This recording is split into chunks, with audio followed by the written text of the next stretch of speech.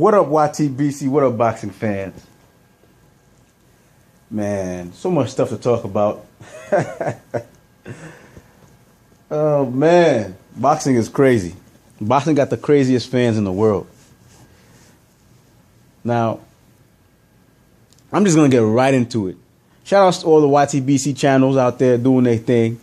Shout outs to everybody. I'm not going to just sit there and say names and everything, because shout outs to everyone. If you put up videos in the YTBC, shout outs to you, because you're helping the YTBC grow.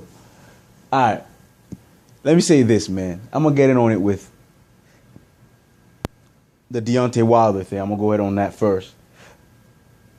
You know, it's so funny to me that they used to call Wilder a duck and a coward. Oh, he ain't never going to fight Povetkin. He ain't never going to fight Povetkin. Oh, he's not going to fight this person. He's a coward. He ducks. He ain't fight nobody. You know. And all of a sudden, when this Povetkin fight starts, oh, he gonna relinquish the belt. He ain't gonna accept to fight in Russia. Ha ha ha. He gonna relinquish. And then Wilder says he's not gonna relinquish. He's going to fight anywhere. His manager said the same thing. All of a sudden, it's, oh man, you know, I won't believe until I see the fight. And you start seeing, like, it's the same exact thing that was happening with the whole Manny Pacquiao Floyd Mayweather thing. Every time they got an answer to what they were saying that the fighter wasn't going to do, they come up with another reason. It's like they don't want this fight to happen. And now the new thing is Povetkin is old. Povetkin is old, and Wilder, it won't mean anything for Wilder beats Povetkin. But the whole year last year, though, especially the beginning of this year, they were talking about how Wilder would never fight this guy and he's scared. You know, I'm going to tell you guys like this. Wilder's going to knock this dude out. All right? He's going to lay him out. And then you better come up with whoever else you think is going to be the guy to stop him, because he's going to stop that guy too. All right? And I've seen this before, man. I've seen this rodeo before. We've seen this before. It never changes. There's nothing new under the goddamn sun. All right? It never changes. Speaking of nothing new under the goddamn sun, let's skip down to Triple G. All right? Let me explain to you guys about Triple G, all right? Because the reason why some of you new fans don't get it, and the old fans keep telling you what they're seeing, and you guys don't get, because you guys haven't been around long enough to understand what you're looking at. I'm going to tell you about a fight. There was a fighter. And I'm not even going to put weight. I'm going to tell you, you're going to tell me who this is. White fighter, coming up, knocking people out, left and right. Knocking people out. HBO hyping him up. This guy's the next best thing since Mike Tyson. These fighters won't fight him. Nobody wants to fight him because he's a high risk. Sound familiar? Well, it's not Golovkin. It's a fighter who Golovkin is a 2.0 refurbished version of that fighter. And that fighter's name is Tommy Morrison. Some of you old guys who were around back in those days, back in the 90s, for Tommy Morrison, remember this. Tommy Morrison was being fed a constant diet of bums, of mediocre talent, and he would knock them out. And they thought he was the next best thing since sliced bread. Getting all the hype, all the media attention. Even was in a movie with Rocky. You know, Golovkin being in an Apple commercial. Yeah. Getting all this hype. The moment this man decided to step up in competition, he gets laid the fuck out by a man named Ray Mercer. You see, for us old school fans, we already seen this scenario, this garbage plot. We've seen it already. We've seen the Golovkin 1.0, Tommy Morrison. All right? We've seen the guy. They thought he had such. Oh, look at his head movement. Look at it. Look at his jab. Look at his skill. He's been learning on. He's learning on the fly. Right? We've seen this already, man. And then he gets laid the fuck out by someone who was his size, who had decent skill. All right? Golovkin is nothing but Tommy Morrison 2.0 until he fights somebody with a pulse, man. All right? Until he fights someone with a pulse, he is just Tommy Morrison 2.0. And he ain't got much time. The man's already 34 years old. The difference between Golovkin and Tommy Morrison was this. Tommy Morrison didn't have a weight class from the hide in. He was in the heavyweight division. So sooner or later, he had no choice but to fight a decent heavyweight. Golovkin has a luxury of a weak middleweight division where he can stay there, not move up to face James DeGale, not even take on guys like Islandi Lara, who are smaller than he is. So he gets to stay there because HBO already know what happened, because they tried this before with Tommy Morrison. They know what the outcome is if he fights a decent fighter his size. So they'd rather have him stay there and call everybody else out to his weight class. Anyways, man, let's talk about Andre Ward. Andre Ward is now going to be fighting at 175. Remember when Andre Ward was calling out Golovkin? A lot of Golovkin fans were telling us, "Oh, why don't he move up? He want Golovkin to move up. Why don't he move up and go fight Kovalev?" Well, my friends, your wish has been granted. The man moved up and has signed a contract to fight Kovalev. But instead of giving Andre Ward his respect for doing something that they asked him to do, they are still bashing this man.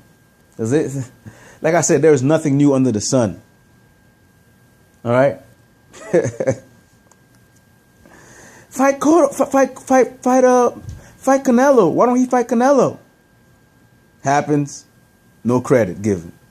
But anyways, this man, Andre Ward, is fighting Barrera. They were saying he wouldn't fight him. He's scared of him because while the negotiations were going on, they thought he was scared. Oh, he's scared. He won't fight Barrera. He's scared. I won't be surprised if he calls a fight off. Andre Ward is now fighting Barrera. So they're saying, well, at least he's doing that. Nope. Barrera, who's Barrera? Barrera's nobody. Barrera's nobody. All of a sudden, they started degrading the other fighter to make the accomplishments of Andre Ward seem like nothing. But it's all good, though. I know for a fact, after Andre Ward beats Barrera, slowly but surely, they're going to start degrading Kovalev. So that if Andre Ward beats him, they can also take away his accomplishment for beating Kovalev. I'm going to move on from Andre Ward because we already know what's going on with that subject. Let's talk about this Ortiz guy at heavyweight. For all the trouble that they've been giving Deontay Wilder because he fought what's that guy's name? Pliska, whatever his name was. I forgot his name, but whatever, the guy he fought and he knocked out. And they give him slack for fighting that guy. They talk about he fights bums. He needs to fight Povetkin. Now he's fighting Povetkin. For all the slack they gave Deontay Wilder, I don't see anybody giving Ortiz any slack for fighting Thompson. Remember, Thompson got beat by Malik Scott, man. I hope y'all remember this. Thompson doesn't have any real names on his resume, but they're all in love with that fight. It's gonna be a great fight. It's gonna be a great fight. But nobody's criticizing his opponent, right?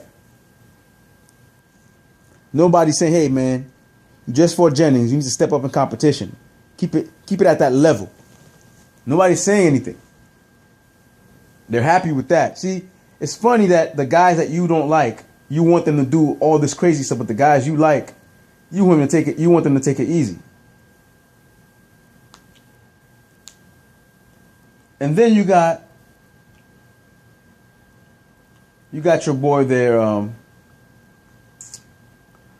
Guillermo Rigondeaux. Guillermo Rigondeaux is suffering from the ultimate boxer curse, where you're so good at boxing that all fights seem boring and people can't defeat you.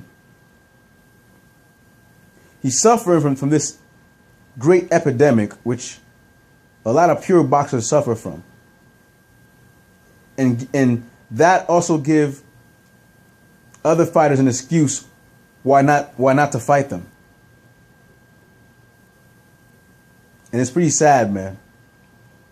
Guillermo Rigondeaux is gonna go into the path where he's eventually gonna get old, and then nobody wants to fight him, and eventually he's gonna lose, and they're gonna say, "Hey, see, we told you." Kind of the same path Golovkin's career is going, but except the fact that Golovkin has people who want to fight him. You know, this stuff is crazy. What's good for one fighter is not good for the other. And it's crazy. People are watching this Amir Khan Canelo fight. How can you even pay for that? It's a joke. It's a joke, man. If you pay for that, I mean, I love boxing, man. I would like to watch the fight just to laugh at Khan, but this is a joke. Amir Khan is moving up 2 weight classes. Look, I dare anybody here to gain 15 pounds and see if you're just as fast as you were before. Try it. Try to gain 15 pounds.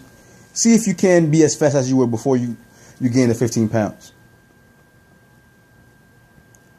Amir Khan, they're talking all this speed, hand speed, and movements. You know what stops that stuff? Pure, powerful body shots. Khan will not be able to hurt Canelo. I'll put money on it. If Cotto can't hurt Canelo, Khan will never be able to hurt Canelo. Canelo's going to walk through these shots. He'll take 1 or 2, 3 shots just to land one massive, hard, painful, to an out of shape or had to lose weight the entire camp, Amir Khan's body. He's going to hit this boy in the body so hard.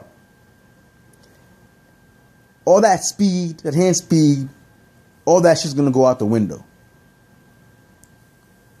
Canelo is going to shatter Amir Khan's chin. Shatter it. Get rid of it permanently. If Algieri can hurt you, Canelo will destroy you.